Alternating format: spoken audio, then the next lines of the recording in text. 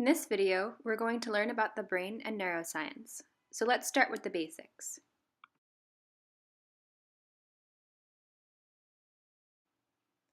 The brain is a 3-pound organ that controls all bodily function. It is made up of tissues and nerves, and it is connected to the spinal cord. The brain is connected by nerves directly to your eyes, ears, and other parts of the head. Additionally, the brain is connected to your other body parts by your spinal cord and other nerves. The brain has 3 main parts. This includes the cerebrum, the cerebellum, and the brainstem.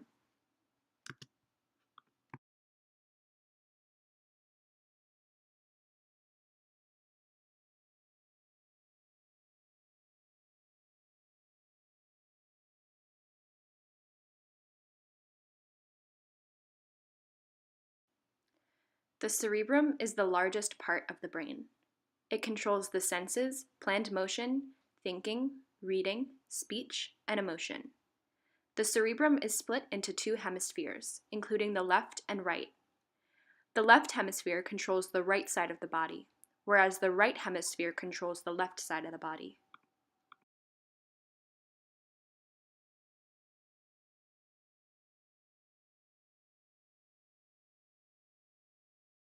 The cerebrum has many different parts. Each hemisphere is divided into lobes, including the frontal lobe, the temporal lobe, the parietal lobe, and the occipital lobe. The frontal lobe controls voluntary motion and activity, and cognitive activity like thinking, reasoning, and decision-making. The temporal lobe controls your sense of smell, memory, and speech. The parietal lobe processes sensory information about touch, motion, smell, and taste, and the occipital lobe controls your vision. The cerebellum deals with coordination, balance, and posture. Whether you are standing up or sitting down right now, you are using your cerebellum to maintain your posture.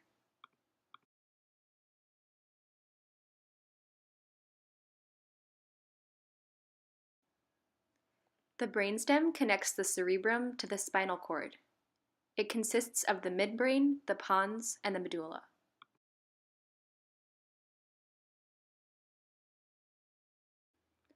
The midbrain controls and regulates reflexes in your eyes, like reading. The pons integrates involuntary actions like breathing, and the medulla contains nerves that are involved in respiration and heartbeat.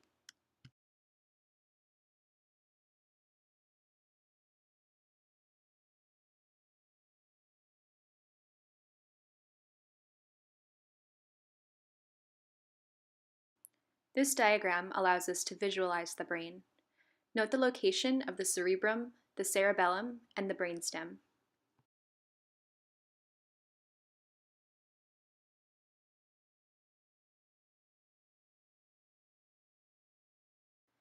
Given what we know about the connection between the brain and nerves, we are now going to explore how pain works.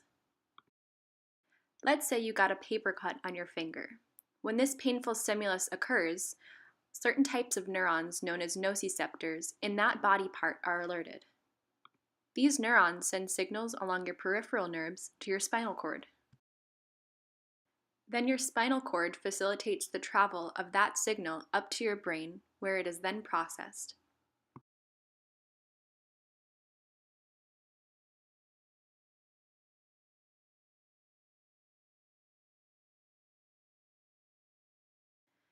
Now let's focus on gate control theory. Gate control theory suggests that higher-level cognitive processes have an effect on pain.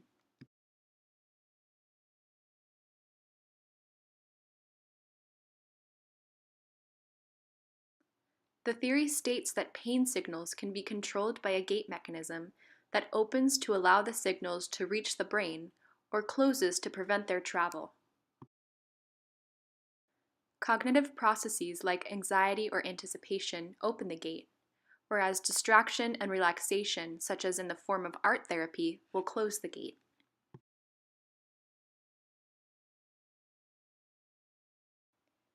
Now let's learn about how the eye works. Light enters the eye via the cornea, which bends light so that it can pass through the pupil, which is the opening in the middle of your iris. The iris can open and close your pupil based on the amount of light. The more light present, the more it closes the pupil. Then light passes through the eye's clear, flexible lens, which can lengthen and shorten itself to focus light rays. The rays pass through the vitreous, gel-like transparent material that fills most of the eye and comes to focus on the retina. The retina, which is located in the back of your eye, is a lot like the film of a camera.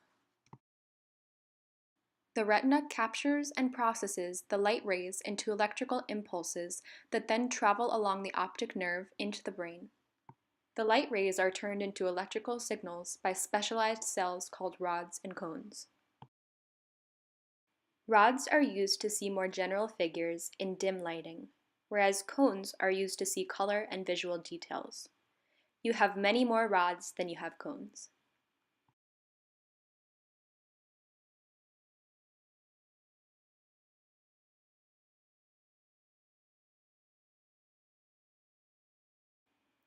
So with this information, how does the brain help us see? After the electrical impulses travel along the optic nerve, they are interpreted by the occipital lobe of the brain. The image that is projected onto the retina is actually an upside-down mirror image of what you're looking at, so it's your brain's job to reverse this image.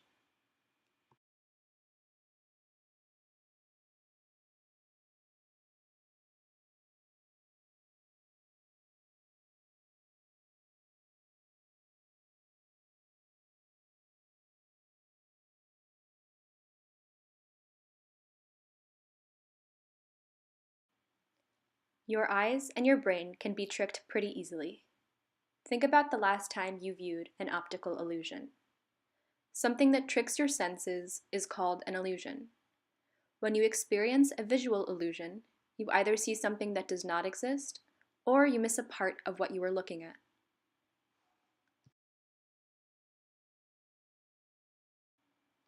Visual illusions are often the result of shading, brightness, color, repetition, and eye movements.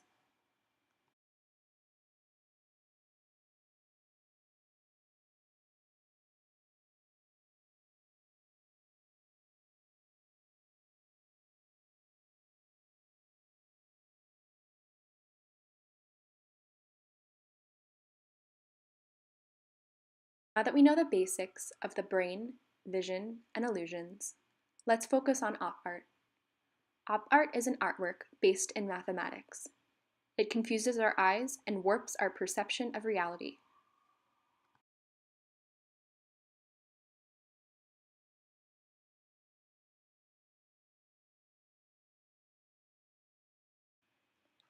Here is an example of a famous work of op art by Victor Vasarely.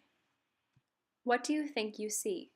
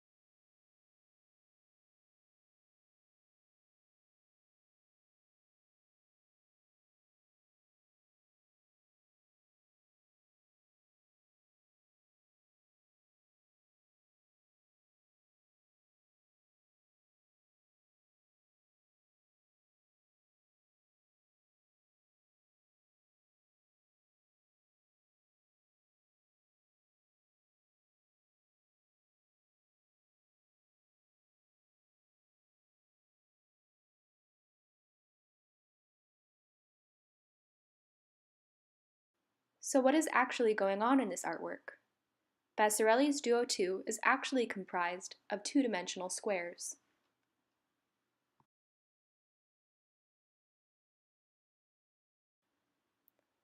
The difference between the colors and shading tricks you into seeing 3D cubes. Studies on this kind of op art suggest that our brains perceive shapes by corners rather than lines.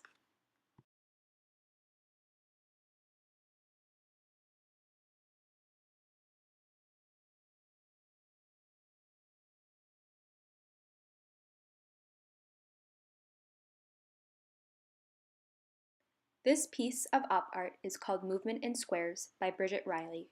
Consider what you see.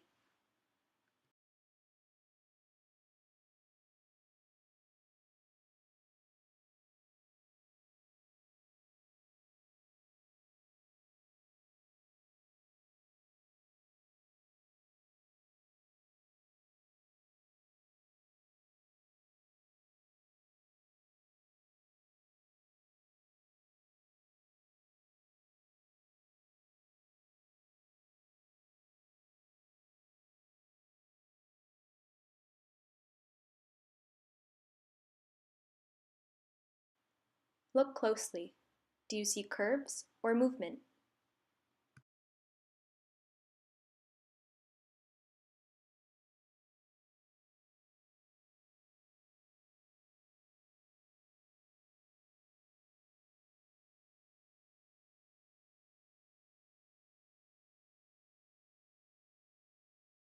So what's actually going on in this image?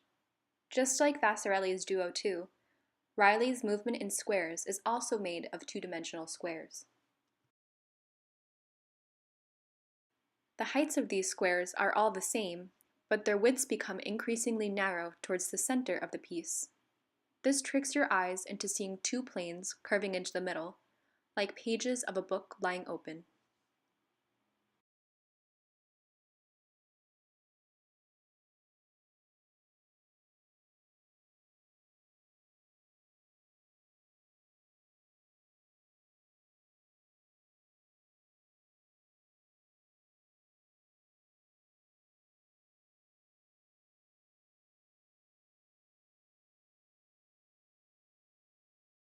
Stare at the following image for 30 seconds, then look away.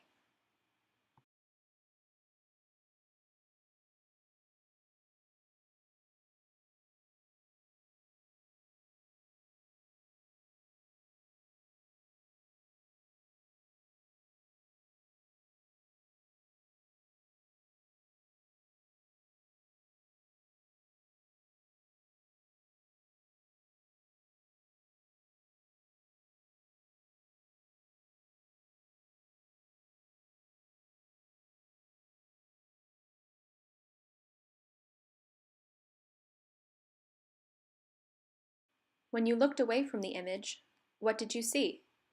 Pause the video to discuss.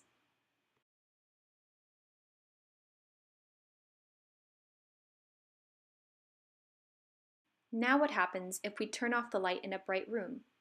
Or if we look directly into the light and close our eyes?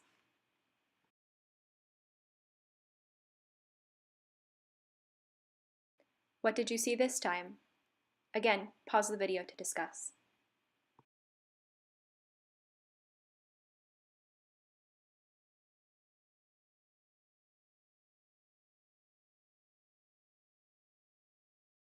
Now let's add color into the picture. Stare at the following image for 30 seconds.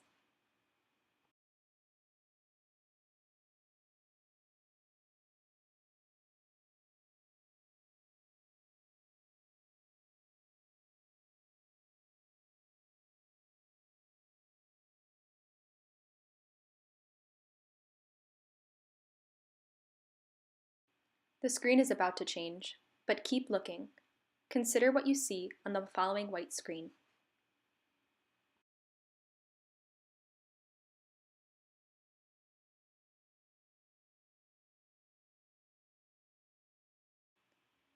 So what did you see this time? If you stare at one color for a long time, and then you stare into empty space, you can actually see the opposite color.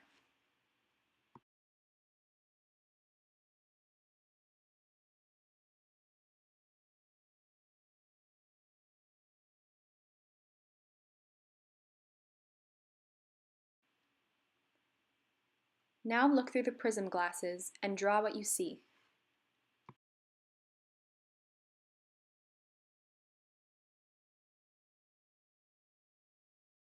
Let's critique each other's artwork on a piece of paper using the tag technique. First, tell the artist something that they did well in finishing the project. Next, ask the artist one question about their experience making the piece. Finally, give one thing that you learned about op art and/or the brain. Given what we know about the brain and vision, why and how do you think the visual field is distorted when looking at op art?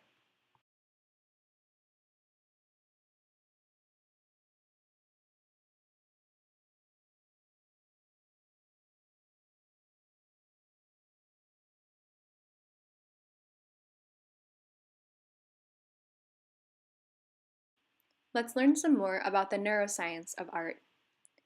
Illusions are not the only way the arts and the brain are connected. Art therapy, has been shown to promote the usage of different brain structures that process visual and emotional information.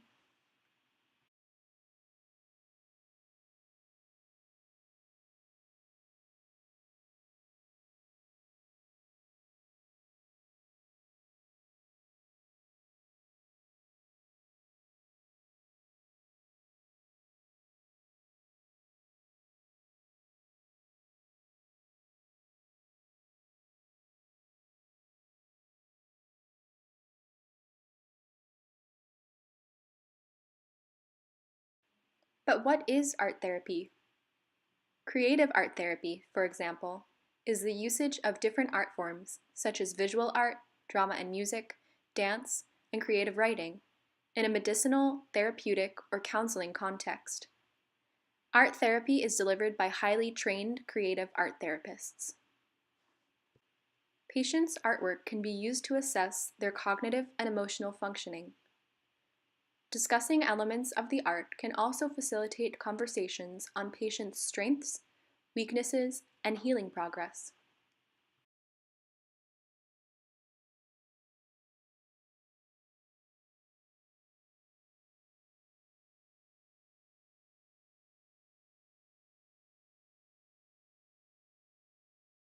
Patients' artwork is analyzed using artistic elements like line quality and pressure, inclusion of words, and disorganization.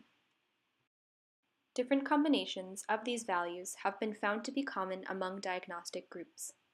For example, individuals with depression might have different combinations of values compared with individuals with post-traumatic stress disorder. These values are also associated with various parts of the brain. For example, word inclusion and spatial differentiation are associated with the prefrontal cortex and the frontal lobe. Consider why you think this association makes sense.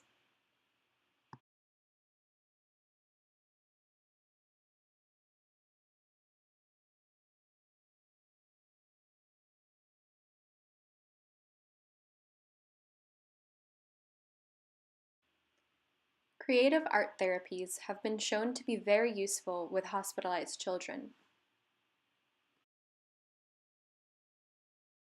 Creative art therapies aid in developing self-awareness and behavioral and personal change. They have also been shown to be effective in pain management. Think back to gate control theory and why this might be important.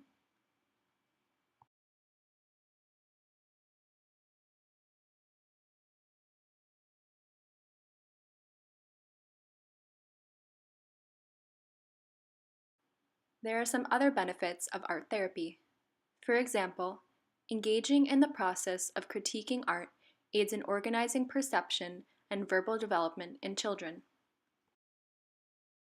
The critical process involves describing the artwork, analyzing the composition of the piece, hypothesizing the artist's aim, and making a judgment for oneself about the piece.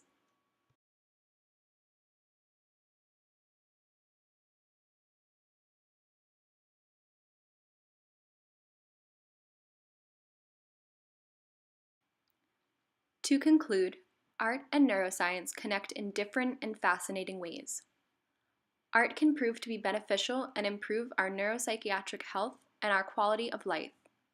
However, we have also seen how art can trick our brains and create a gap between our perception and reality.